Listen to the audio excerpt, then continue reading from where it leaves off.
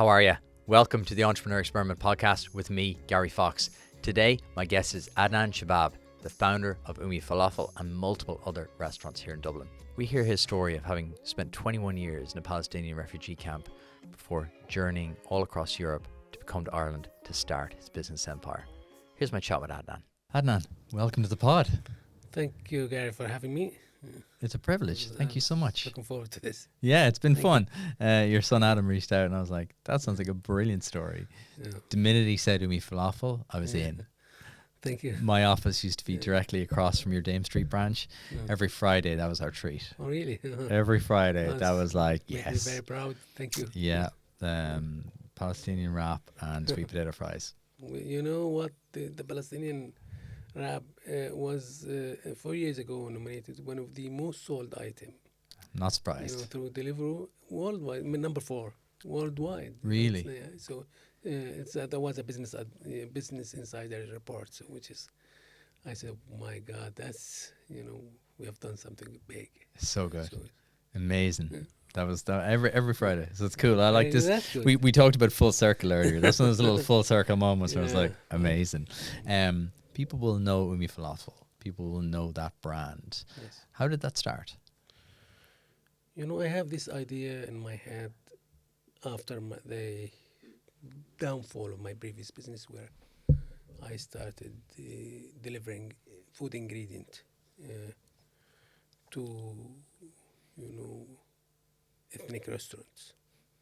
So in 2008, our business went down. I think it was the collapse of many businesses. So you were supplying to other Yes. restaurants and shops. That's correct. What were you supplying? All food ingredients, especially that that for ethnic restaurants. All the the exotic spices and the fish and meats and all of these stuff. And we have so many. We give credit to so many people, and they couldn't afford to pay it, and we were struggling. Okay, Even so you struggling given a lot of credits to the customers, and then they went bust, and Yeah. then you went bust, and that ripple effect. Well, Okay. yes, we sold that business to get out of it, just to pay our debts. So, as I said, earlier, and I had this idea. I want to do a street food. I want to do, our, the most famous street food in the Middle East. I said, if millions of people love it and live on it, why not in Ireland? Can't be wrong. It can't be wrong. Millions of people Just can't have be wrong. to try it. I said, okay, let's. I wanna. I saw some similar ideas. In Netherlands and Barcelona and London, and Ireland needed this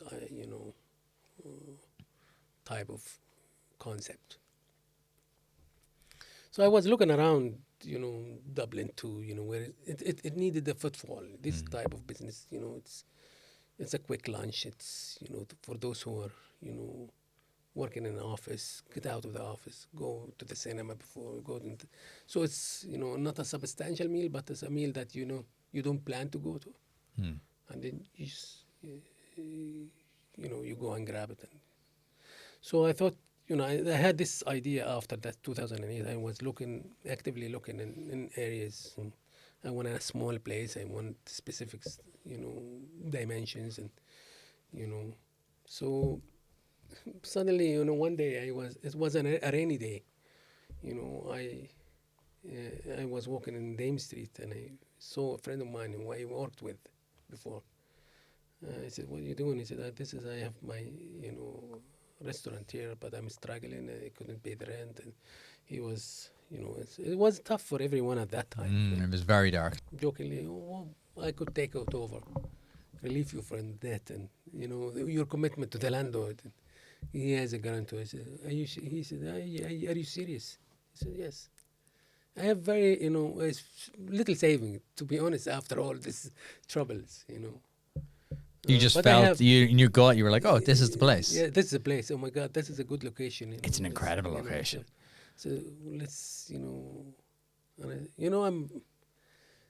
I'm spontaneous when it comes to things. And I think, for those who are working in business, you don't need to think too much. And if you think too much, you will fail. Yes. So you just do it. You'll never do it if you think too If much. you think too much, you're not in this in this field. Just go with your guts. No thinking about after 2 years, your debt, and just go and like crazy.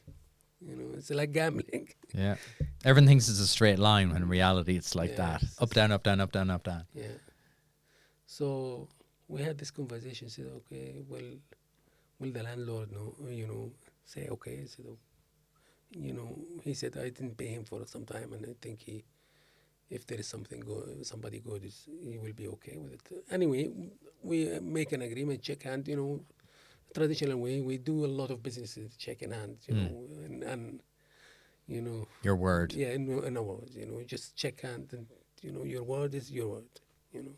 This is the contract. Yeah. That's how it should be. So your reputation, you want to keep your reputation, your name. Shake hand, my friend. Yes, fine. When we're gonna start? Okay, go for it. And we have some obstacles where the case company that has the lease has been striked off, and we have to revive it again, and Okay. you have to reapply, and it was the landlord wasn't happy, and all of these things that comes up. But you made it happen. But we You made got it there. happy. We get it back again. Because it was within the time that we have to do it. I paid him some money, and I collected from my friends who believed in my ideas. They funded me, and I tried to make it with very minimum. What was your vision? What was your dream for what it would be? My vision was to have a vegetarian option, a quick restaurant, a decent food, not greasy, healthy, affordable, where people that, because it works back home, and it should work anywhere. Yeah. It's, millions of people eating it. Over the past 5 years in this podcast, I've spoken to loads of amazing Irish business who grew from one idea to become world-class companies able to compete with the very best on the international stage. And many of those started up and grew with the help of their local enterprise office. From starting or growing to becoming more sustainable or digitization, the local enterprise offices have everything to help make it happen for your business. And if there's one thing that entrepreneurs want, aside from more money, it's more time. The local enterprise offices want to give that back. Their supports for competitiveness and productivity can help your business save time, money, and energy. For them, it's all in a day's work. So if you want to give your business the gift of time, decreased costs, and lower electricity bills, then go to allinaDaysWork.ie, take 2 minutes to fill out the form, and let your local enterprise office handle the rest. If you've been listening for a while, you know Iconic Offices have been my partner for ages now. Working and recording out of their flexible workspaces has meant a huge deal to the success of this podcast.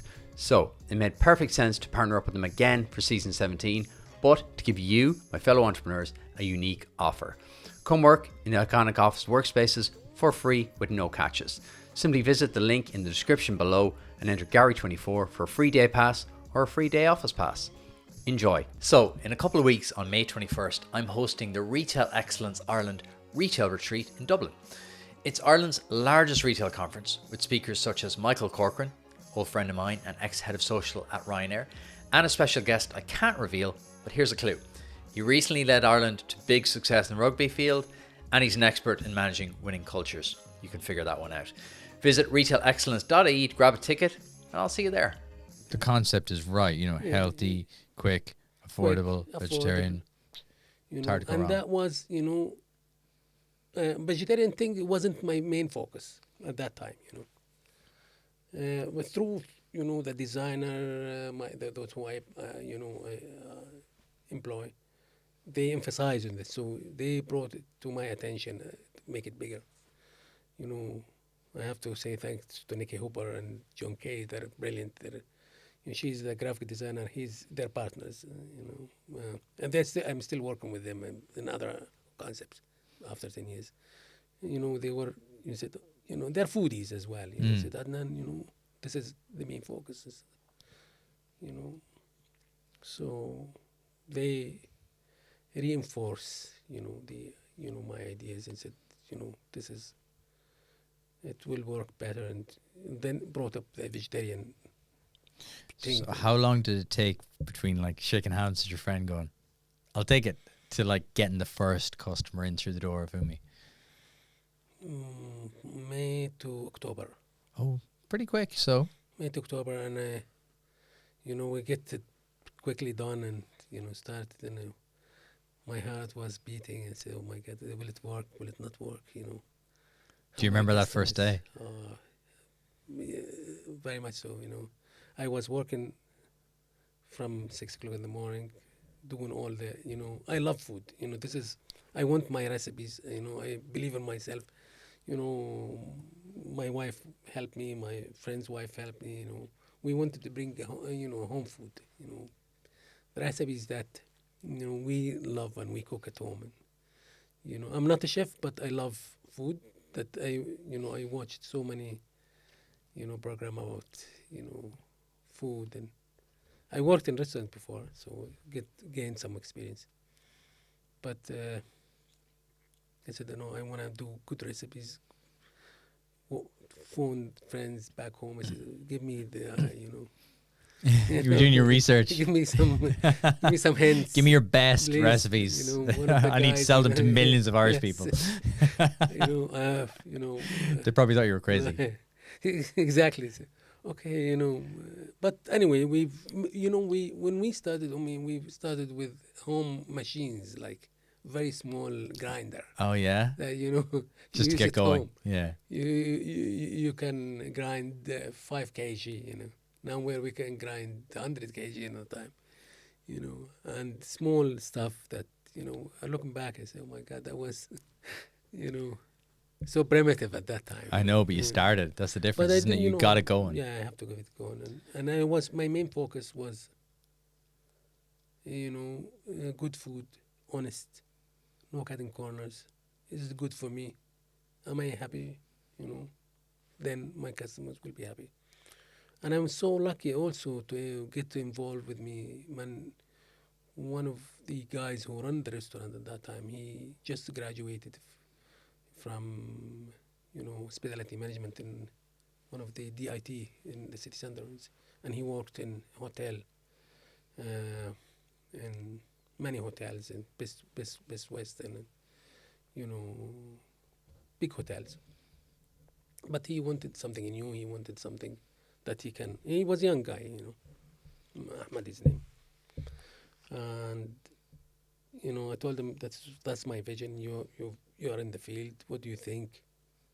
And in fairness, he has a great input as well. So I have the designer. I'm so lucky to have. She's brilliant, a local designer. She's from Dublin. And John Kay, the interior designer, a Welsh who moved to Ireland, and he did so many restaurants here in the UK, even in America as well. And then I have this guy, young guy. He was in his late 20s, mid 20s actually. Myself in the kitchen, cleaning the dishes, grinding the falafel, doing this, producing the stuff. So When that's how did it's, when did you feel it was going to work? Like, at what point did you kind of like look at yourself and go, yeah, I think this might work. I think that we actually might be onto something here now. Because now it's easy to look back and go, now you've aided them and everyone knows it, and it seems obvious now. But back then, when was the point where you're like, I think this is going to work? maybe a year, maybe a few months, 8 months, 9 months after we opened, and we have so many good reviews. Many, we've been featured in the Irish Times, and foodies, they come and they saw the genuinity of the minimalistic kind of design and the focus in food. I was running everywhere, here and there, trying to please everyone also.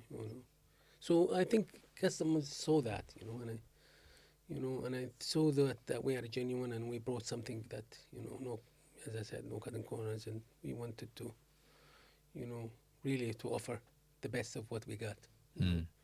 And this is when we started to get reports and, mentioned in newspapers. Many customers, they came and start to get busier and busier and busier, looking at numbers of my friend who had run a restaurant before, we tripled the numbers that he was earning, you know.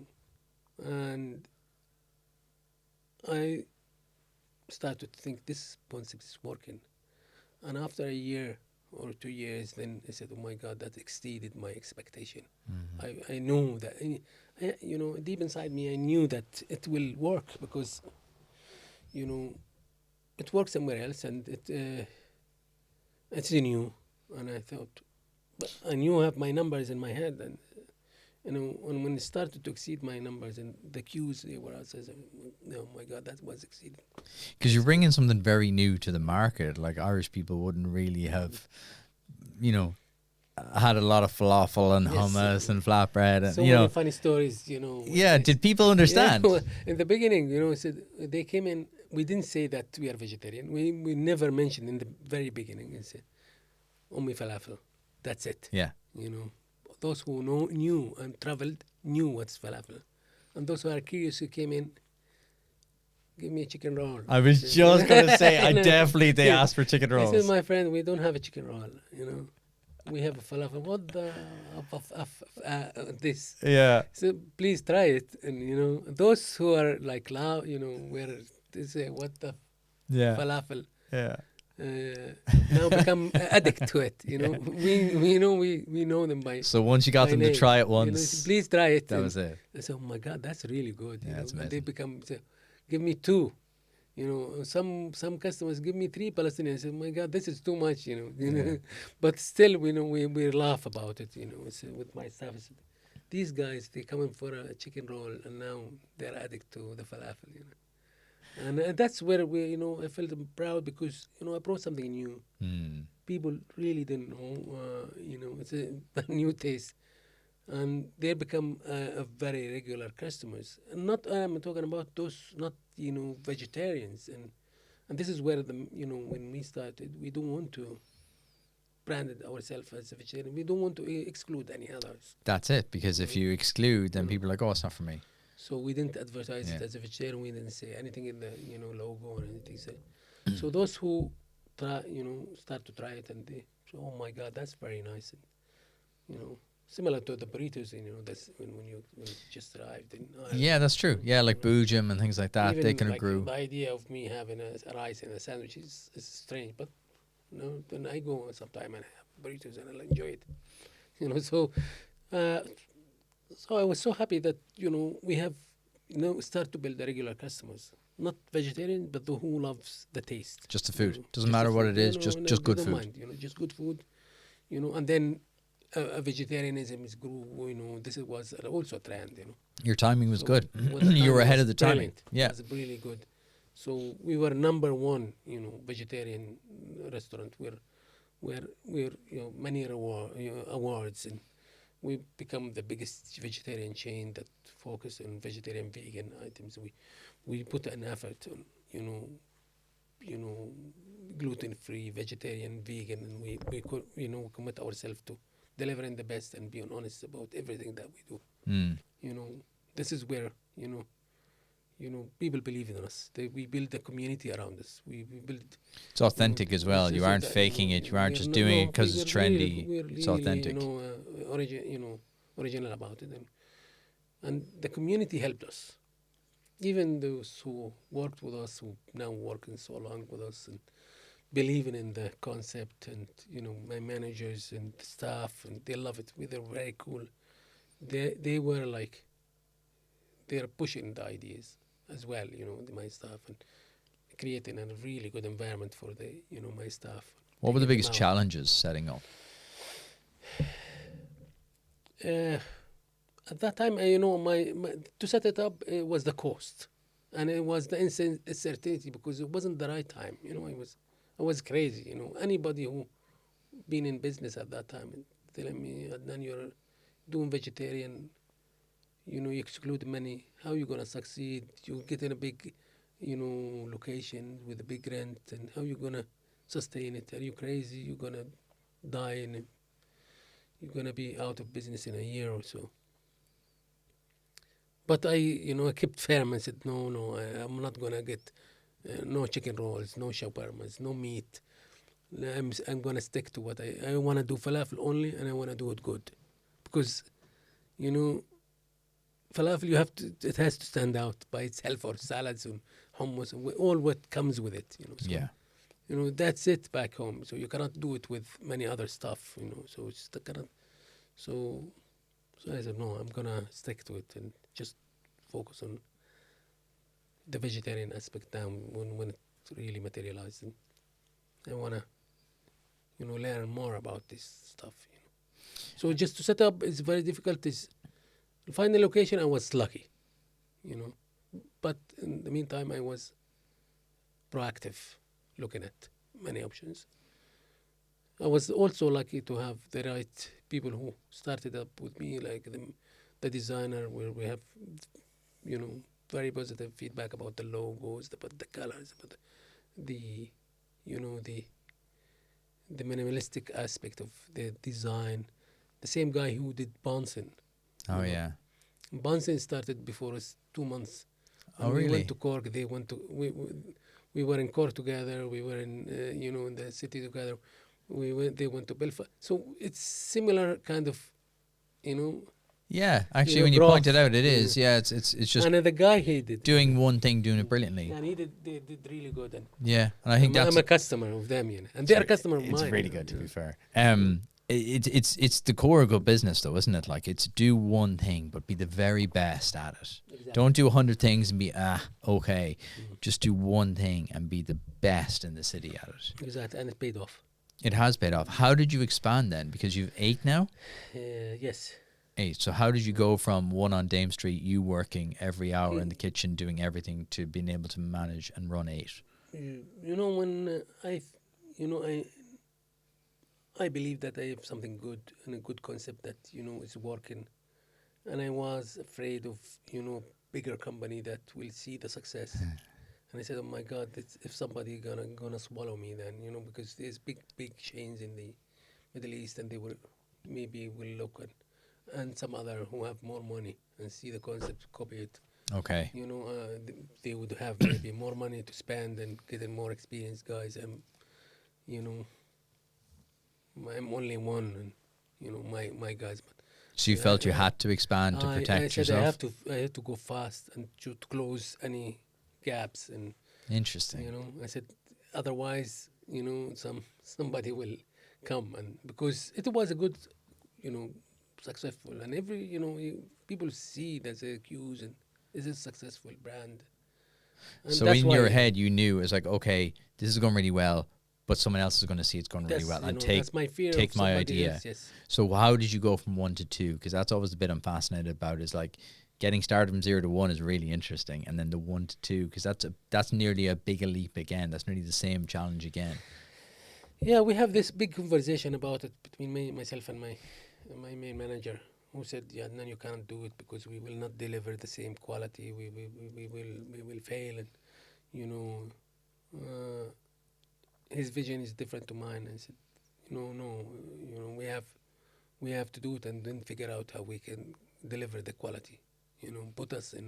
We put ourselves in a mess, and then we can fix it. I said, okay, let's start with maybe the second one was Rathmines. So again, through contact, the guy who owns Rathmines, we knew him. I knew him. I said, you have the unit is struggling. What do you think if I take over? I said, okay. He saw the success. We signed it off. Just a few years after, there's a few things happened in between, that I wanted to try. But I said, okay, let's move to the second one. How? My idea, we're gonna prepare the food in the main kitchen and then move it to there. So my manager said, it will be difficult. We can control the quality. I said, okay, let's see how it goes. It really went well, and people wanted to see us everywhere now. They write emails. Can you come to Galway? Can you come to Cork? And Soon. Oh my God, that was, That's amazing, though. It must be It's- amazing to kind of like people be demanding your product to come to Yes. you. Like, that's amazing. They tried it once on Dame Street and trip to Dublin or whatever. It felt really good, because business people, people who try many things, some not only the money that drive, not only the profit, not only the also the success was we're addict. Yeah. You want the new project, you want it to have it done in The best next way. thing, You want the the next next one. project. Yeah. Yeah. One of my friend who was similar situation in UK said to me, you know what? Whenever I open a new brand, a new project, it's like me marrying again. So, it's like my new wife. It's that buzz though, It and is the entrepreneurs buzz. are It's- addicted to it. There's addiction. The shiny, Definitely, yes, shiny, yes, shiny thing. Absolutely. But at least you've been And able to channel that addiction into like a consistent pattern Yes. and flow. Some people get very distracted with all different types of new Yes, projects, whereas you were able to grow. So you went to Rathmines, and then what was next? Is in like that.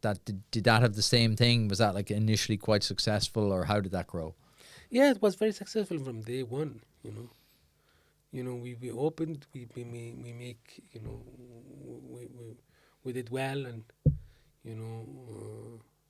reaction was very good.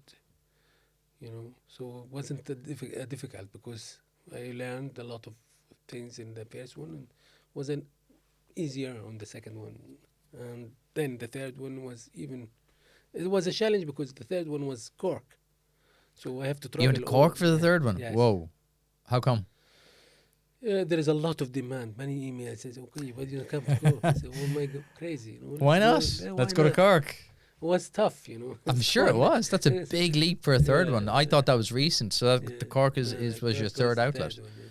So new city, new setup, Yeah. new everything. Yeah. How did you tackle that? Same way. Same way, and I mean, we put a lot of efforts. I used to, stay in a hotel overnight and doing through the process of setting it up. And I was excited. It was so much energy. I could travel, there and coming back and going to the restaurant, But again, also, we had a decent success in Cork. So the buzz of the new Because, project every single this is time. I want to be everywhere. Has food always been your passion? Has it always been your industry? One of the passion because I cook at home. I love cooking. I am so much interest in food and the food chemistry and what ingredient goes with this, and it fascinates me. This food thing is fascinating me, and I did a lot of research and not only for Middle Eastern food but Thai, Indian. How to cook the steak in the best way, how to do I'm still trying to figure that out. I still haven't mastered that one. I could, the stress relief for me going home and stay in the kitchen 4 hours Really? trying to produce something, and cook it in 5 minutes, so much, it will make me calm, Yeah. doing from cutting the onion to producing a nice meal. My kids, they love when they want something good. They say, my dad, not their mom, They want Okay. me to cook. Nice. Okay. So we compete, myself and my wife. We compete, And was that before you started, you had the food importation business? So you were importing food from all over the world. Yes. And before that, was food always kind of like the thread throughout your career? Was that always something you worked in? I worked in many different. My stories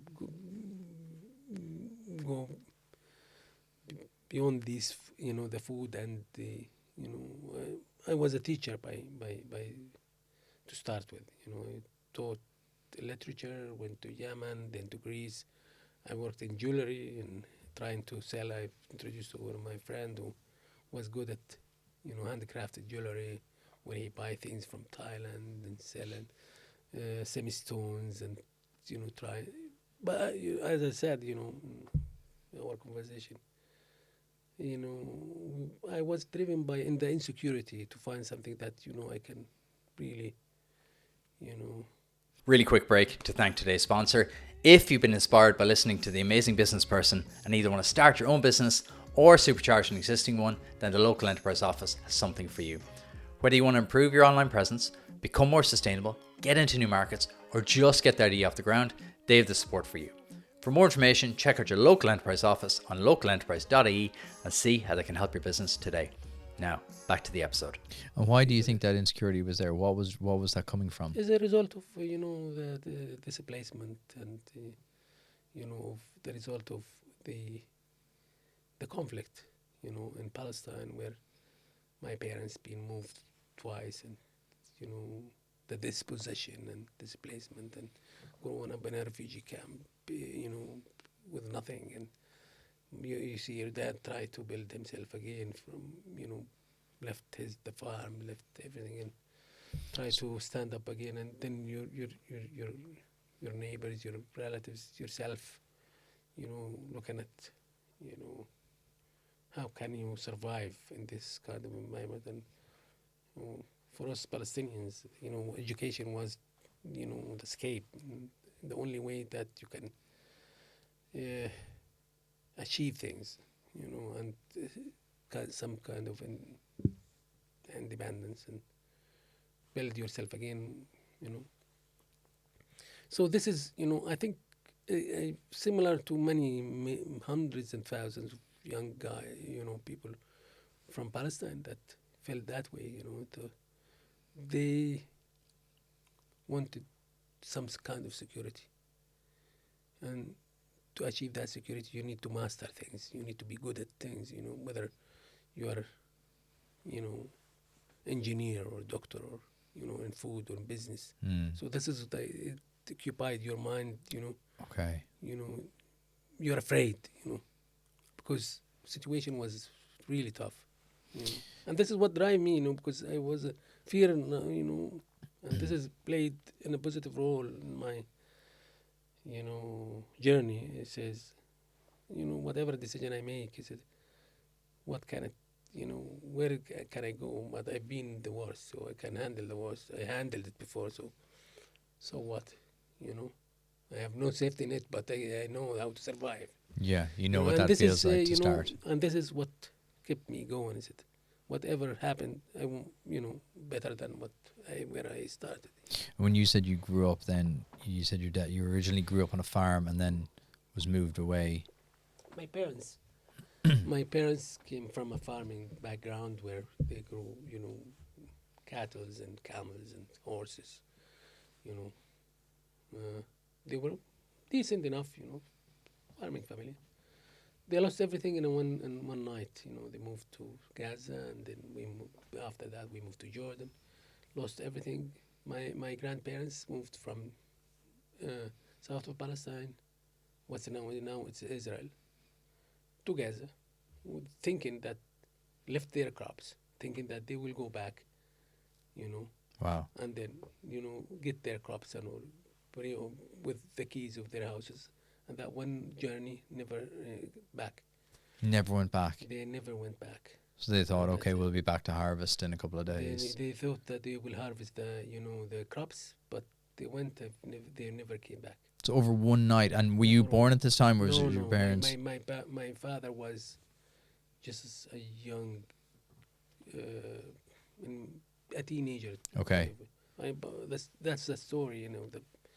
My grandparents, then our generation. So we went through two displacement. One of my parents, and then our 1948 to 1967, 70s, and then went to Jordan.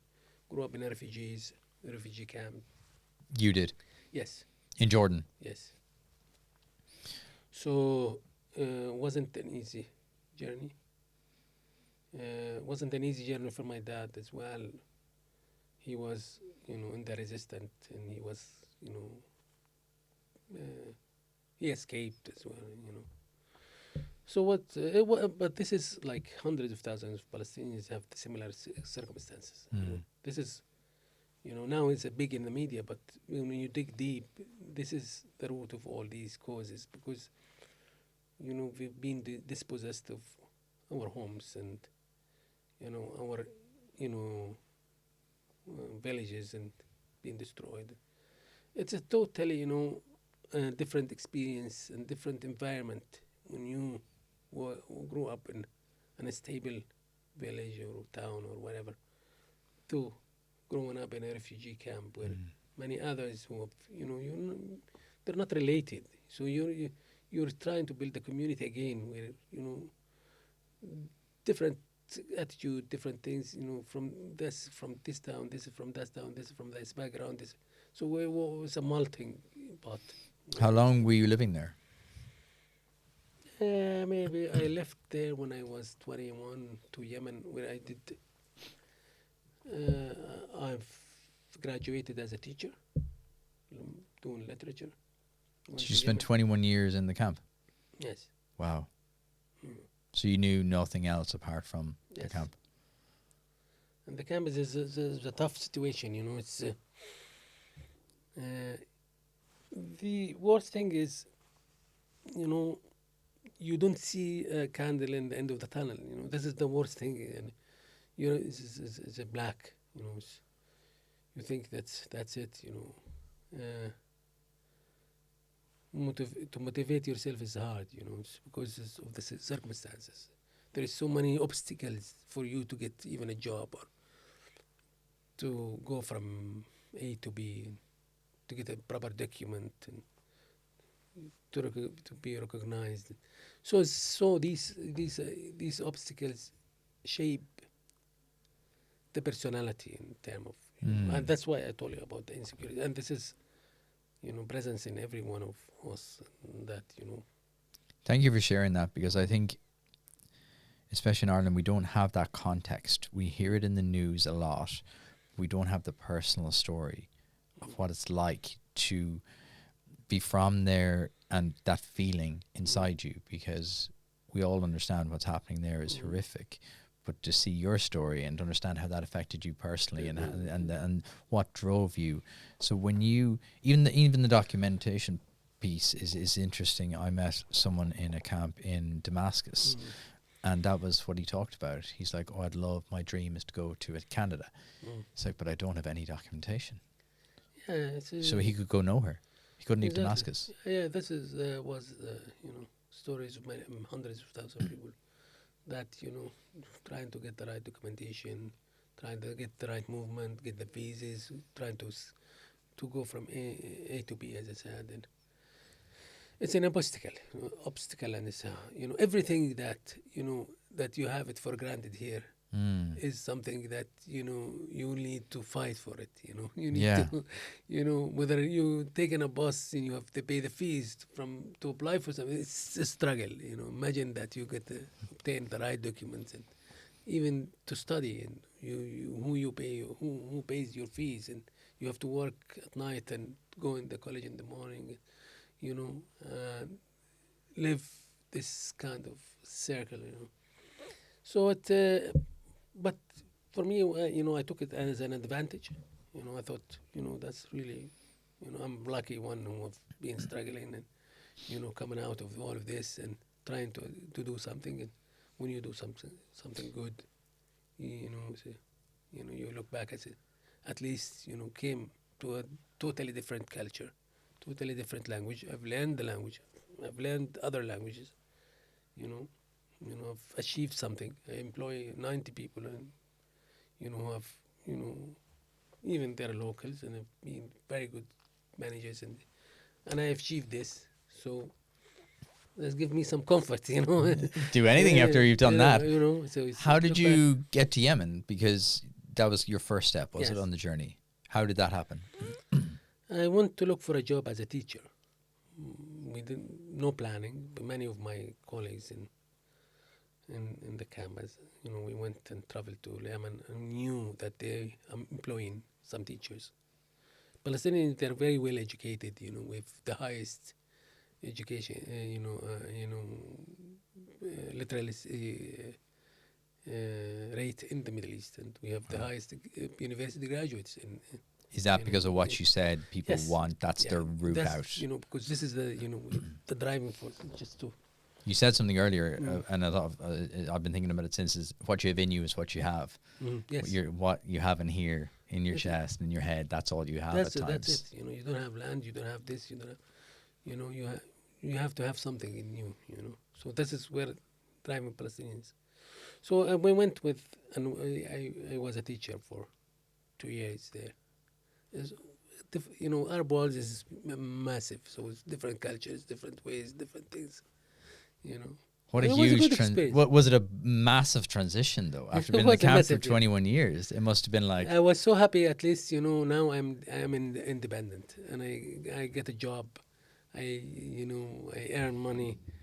You know I'm very proud young you know guy and you know trying to teach. I have my you know I influenced many of my students. You know, so they you know we taught them about Palestine, about the struggle, about you know they're very sympathetic. But it was hard also because you do it in villages that's very far as well. You know. so you would travel around Yes. Yemen to teach. Yeah. What a story. So you can walk 2 hours and you know 1 hour to go to the you know from where you live to. So but was fun because that was you know where I you know started. I did a little bit of other stuff when I was in the camp where age 14 I sold fruit and veg in the market, in the local market, shouting tomatoes, cucumber, and you know, earning So some. that was your money. first business. That's correct. Yeah, at age 14, and I knew that you know I mastered the math of profit and margins. You know, if I buy it for a euro, I have to sell it for €1.20. Then I earn 20, and then whatever you know waste, and then I calculate it from the profit. So these little things, but it you know. It's the They basic though. taught A me. lot of great, Yeah. lot of great founders that sit in that chair, they all have something when they were small. They all have Yeah, a well, business, or yeah. their mum or dad might have had I a was business good and at they it, worked you in know. it, and it was just the basics of Yeah. figuring out the profit and loss, just how to sell, how to communicate. Yeah, How did you just communicate with someone and teach them like this is what these are the best cucumbers? yeah, they shout the best, you know, go out and shout. But they're the skills, they're the things you talk Skills, yeah, about. you know. And then from Yemen, where did you go? Like, or what Well, were you thinking? What were you thinking in Yemen? Is probably a better question. Like, what were you thinking when you got there? Like, okay, now I want to do this, or did you know where the next step would be? The next step, I wanted to go to Europe. You know, for us, Europe is the dream. Where you can excel. Europe or the Gulf states. Let's be frank. You know, whether you go to Dubai, Qatar, or Europe. I wanted to go to Europe because you know I'm a very progressive guy. You know, I wanted to see the new world and you know to experiment in new stuff. And, you know, I thought Europe is the it's the land of ideas and you know great thinkers came from Europe. Read too many writers from Europe. And Europe has some influence on us, you know, Okay. more than you know. So I thought, I want to go. So where did you my go? brother was studying in Greece at that time, and he said, "Why don't you come to Athens?" So I applied. You know, I applied to study. So I applied to study philosophy, but I went in for a couple of months, and then he said, "No, it's too tough. I want to do business." Okay. Yeah, makes sense. Going to Greek to study philosophy as well is Yeah, pretty well, hard. but I mastered the language in 1 year. You know, Greek? a Greek language. You know, in Really? 1 year I was so driven to learn the language because, you know, I wanted to speak. I want to express myself. Sure. You know, I want to express my. I want to meet, people. I want to, a young guy. You know, so Still a year though. It's pretty impressive. No, You I clearly have really- that curious mind. I can tell you have that that curious mind. You just want to be learning. You want to be understanding and taking things in. What was Greek like, or what was Greece like then? Like as a young guy, like what was that life like? It was fun, you know. It was an open world, you know, where beautiful seas and nice life for a young guy who's beautiful ladies and, you know, going out. Whole new world. Whole new world. But, you know, I remember, you know, going into some of, bars or nightlife, cafes, restaurant. And I coming back from that background, I was feeling depressed because hear me having a good time, enjoying the life. But I wish my friends could come and enjoy there, and it could be a Okay. norm for us as well. So you were thinking about people back You're in thinking about Jordan, their, people back in the the camp. struggle. So why not we are having the same thing. So you felt guilt then. Yeah, I from, felt a bit of guilt because I'm here enjoying, but my fellow Palestinians friends, and they're not having the same opportunity. And I wish they could have similar situation where they can, enjoy themselves the way they like. There was a bit of freedom and, taste of freedom, and you can work, you can go out, you can, earn something. It was much easier. You were living your dream essentially of what you Yeah, kind we of started living imagined. the dream and said, but I've never lost the focus of, wanted to do something, amidst all of this. I want to do something. I want to achieve something. I want to build something. I want to be proud of doing. I was looking for any opportunities. And what was the next opportunity then beyond Greece, or why did you leave Greece? I did work in a jewelry business where I did some, I worked well and sold a lot of stuff and trying to, master selling the semi stones and handcrafted stuff. And I was good salesman. I was a really good salesman, and I was earning good money. Then went to visit friend, and I stayed for a couple of years, 2-3 years there. I was doing decent money, selling,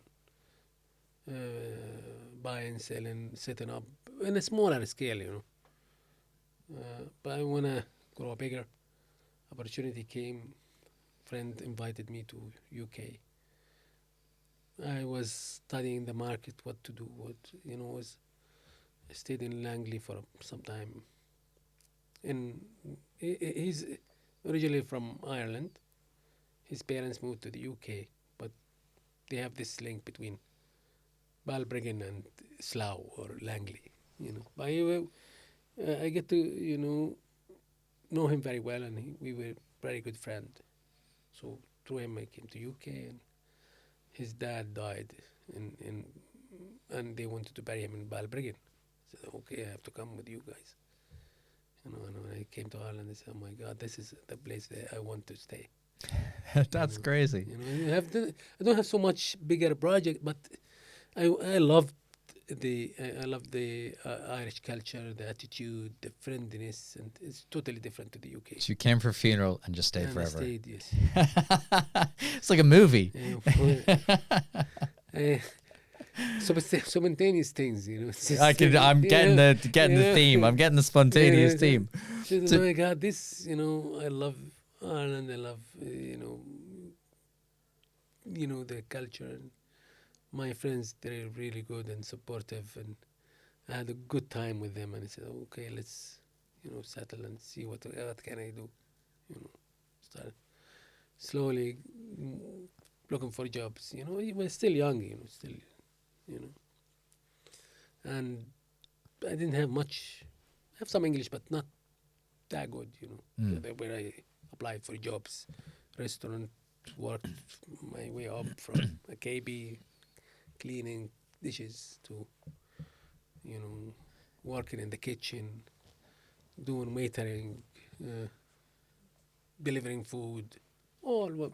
So that was the start of learning the business. That was the start of kind of understanding every single piece. But also have of to the pay business. bills, and you have to look after Yeah. yourself in the midst. But in the back of my mind, I want to do something. I want to save money. I want to, When was that, Adnan? When did you come to Ireland? I came in 1997. Oh wow. Okay, that's quite a while. Yeah. It was, And you had that drive. You had that I had that desire drive. to do something. You wanted to make that impact. Yeah. I want to build my life in a stable place where I have a little bit of stability, and to build a project that I can be proud of. Also to help my parents and my brothers and sisters. Did they stay in Jordan? My, Yeah. my two parents, My father and mother stayed in Jordan, sister as well. My other brothers went to Dubai. The others went to Greece, and so we're all over, you know. Mm. So, but I had that commitment to help my parents, you know, because this is the only some sort of social system that we have. You know, we have to provide for them. Okay. You know, And is that how Palestinians That's- view it when they go out that's- into the world? That that's the social. Their system, responsibility is to it's bring not it the back. Government. No one is responsible except, you know, whether. In a way, also to your extended family if you can. mm. So this is the, you know, the way how society works. You know, those who have something that, you know, help others. And when we look at what's happening there now, like how are people being supported now? Like when you kind of look at it, you kind of just wonder how, because it seems so cut off now. It seems so remote now. Like, are people still being able to be supported from abroad, or how is it working?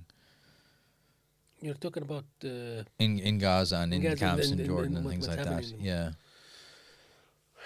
in Gaza. It's what's happening is beyond imaginable. You know, it's a devastation. People lost everything, whether you're rich or poor or, you know, middle class. Everyone, you know, the whole Gaza Strip, 2 million people lost everything. Mm. They are in tent, living on and canned food. When I have relatives there, whoever escaped death, they're not escaping hunger and starvation. Mm. So it's that and that effect, you know, as a Palestinian who, you know, trying to have a normal life in this, it's difficult, you know. Looking at your fellow Palestinian relatives, you know, they cannot even reach foods and a genocide's happening in the, you know, on TV screens, and, you know, trying to do something you can't do, what to do, you know, and you become like a machine, waking up in the morning, do what you have to do, and but your mind is ticking, you know, what, you know, your body is numbed, you know, because of what can you do is bigger than you as an individual, Mm. you know, trying to send some money, even if you can, it will, if it can reach there, but in many occasions it won't reach because places are completely closed. So it's one of the, it's a very tough situation at the moment, you know. Where does it go, Adnan? Because it seems like one of these situations I just can't see how this ends. Like, how do the Palestinian people get back to normal life? Like, how do they rebuild from this? It's a very big question, you know. I think without an international intervention, will think it will get worse. Mm. So those who have, you know,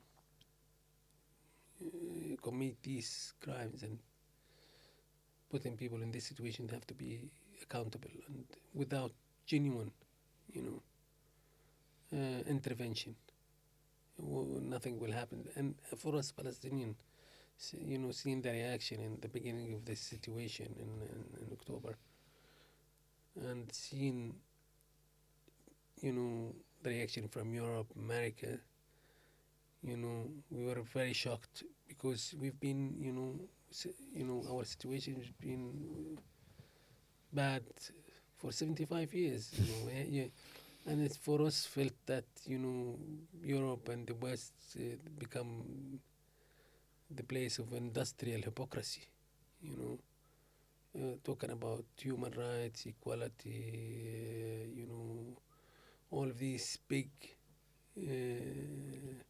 things, and it become an illusion, you know, and you kind of lost hope and trying to, you know, understand what's going on, you know. Because it's October, like you say, we're now in April. Yeah. And it happened much, 35,000 people being killed, 15,000 of them children. Mm. And many of them started, you know. And it's died. ongoing. It's ongoing. It's not like something happened in And even if October stopped and then now, it stopped will in have November. many people will die because of the situation. You know. Mm. So it's trying to understand this bigger picture and trying to also keep working and living your own personal dreams and I love your pin, by the achieving. way. I said this first thing I said this to you. I love Yes, the Ireland and I'm very Palestine proud. pin. Living in Ireland, and now I'm an Irish citizen. I'm proud. You know, being here and because the reaction of the Irish people, apart from Europe, it was very genuine and understandable. Mm. And even in a official and public level was great. Look at the Taoiseach's speech in front of Obama when he said that we see our history through their eyes, which is he said a few, very small, few words, but it meant a lot. It's important and to it hear was things very like important. He sent that message, and and talking about and we have in a public level we have even stronger support. So It's important to hear even that in my because I think business, people feel they can't do anything. They feel a bit powerless. But then when you hear people like you say that, like words matter, actions matter, even small actions of everyone here in Ireland does matter. Like, and it is countries like Ireland that should be taking a hard stance on things of like course, this. Even a small country, it doesn't Ireland, matter. Size is Ireland irrelevant. is bigger than people can imagine. Exactly. A lot of even power. The Irish, because they have, Ireland has a great influence. People, Ireland is a small country, but it can do a lot because of its reputation. Because they have this, history and neutrality, and they have this, understanding too, and they only need to take the lead. Believe me, Ireland is bigger than they think. In terms of a world stage, they can influence change.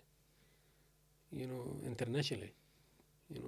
And thank you for being so open about that. I know it's a very, very difficult topic to talk Yeah. about, and I appreciate you just being so open and being so honest. I know you've had personal losses as well, even very recently, so I appreciate you being so open with me. I think it's important on the podcast. I try to just have very open conversations so people can understand a bit more, so that they might never have, visited the Middle East or might never have understood what was really happening there on a personal level. Because I think it's only when you hear someone's honest story, your personal story, that it really resonates. They might know you, they might have been new me. That it's that tying that thread together has a power.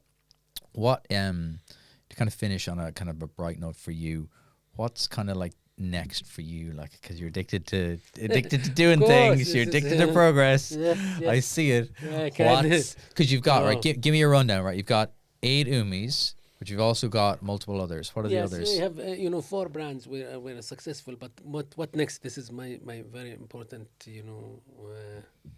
step where I want to go. I want to build a B2B catering business.